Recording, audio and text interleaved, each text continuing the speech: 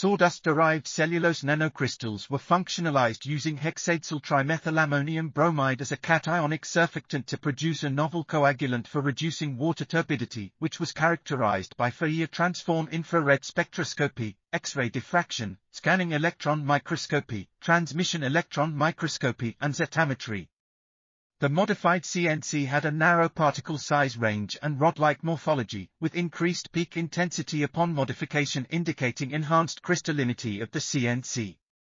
Turbidity tests showed that turbidity reduction increased with an increase in reaction time and coagulant dosage, and decreases in initial turbidity level and solution pH, and complied with the South African National Standard for Drinking Water Quality. This article was authored by Aphiwe Nkalane, Opeyemi Oyewo, Taile Leswifi, and others.